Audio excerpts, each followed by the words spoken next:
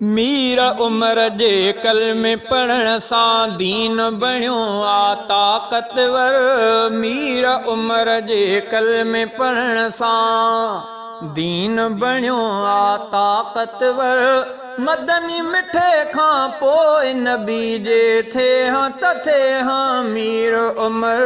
मीर उमर जे कलमे पढ़ण सां दीन बणियो आ ताक़तवर। मीर उमर जे कलमे पढ़ण सां दीन बणियो आ ताक़तवर।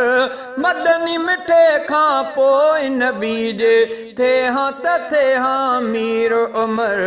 मीर उमर जे कलमे पढ़ण सां वाहिद वाहे सहाबी उमर जो पाक नबीअ जी मुराद बणियो। वाहिद वाहे सहाबी उमर जो पाक नबीअ जी मुराद बणियो।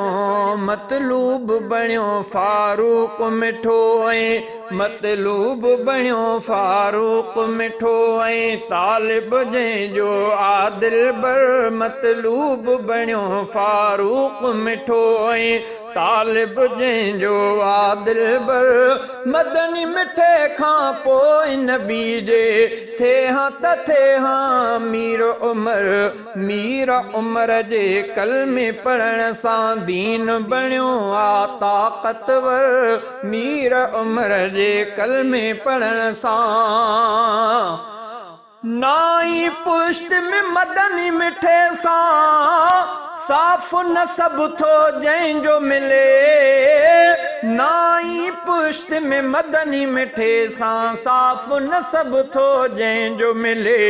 रुतबो आली शान उमर जो रुतबो आली शान उमर जो दुश्मन जंहिंजो आबद तर। मदनी मिठे खां पोइ नबी जे थे हां त थे हां मीर उमर। मीर उमर जे कलमे पढ़ण सां दीन बणियो आ ताक़तवर।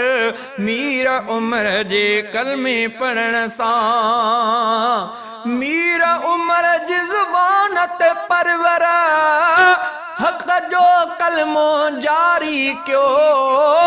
मीर उमर जे ज़ुबान ते परवर हक़ जो कलमो जारी कयो। फरमान ही सोणे रसूल जो आहे। फरमान ही सोणे रसूल जो आहे। काफ़िर जंहिंजो आ मुनकिर। मदनी मिठे खां पोइ नबी जे थे हां त थे हां मीर उमर। मीर उमर जे कलमे पढ़ण सां दीन बणियो आ ताक़तवर। मीर उमर जे कलमे पढ़ण सां दीन सचे में जंहिंजे अचण सां कुफर खे धकुका पारी रसियो। दीन सचे में जंहिंजे अचण सां कुफर खे धकुका पारी रसियो।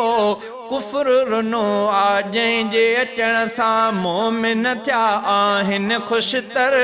कुफर रुनो आ जंहिंजे अचण सां मोमिन थिया आहिनि ख़ुशतर। मदनी मिठे खां पोइ नबी जे थे हां त थे हां मीर उमर। मीर उमर जे कलमे पढ़ण सां दीन बणियो आ ताक़तवर। मीर उमर जे कलमे पढ़ण सां जो बि शिकायत ईंदो खणी हो मीर उमर जी अदालत में। जो बि शिकायत ईंदो खणी हो मीर उमर जी अदालत में। फौरी तदारुक उन जो कंदो हो। फौरी तदारुक उन जो कंदो हो। साहिब साईं जानी जिगर फौरी तदारुक उन जो कंदो हो। साहिब साईं जानी जिगर मदनी मिठे खां पोइ नबी जे थे हां त थे हां मीर उमर। मीर उमर जे कलमे पढ़ण सां दीन बणियो आ ताक़तवर। मीर उमर जे कलमे पढ़ण सां गैरत ईमानीअ जे जज़्बे साण उमर सरशार हुयो, गैरत ईमानीअ जे जज़्बे साण उमर सरशार हुयो।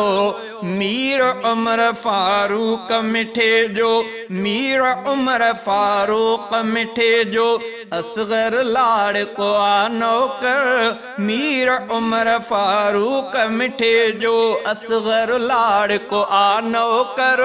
मदनी मिठे खां पोइ नबी जे थे हाँ त थे हाँ मीर उमर। मीर उमर जे कलमे पढ़ण सां दीन बणियो आ ताक़तवर। मीर उमर जे कलमे पढ़ण सां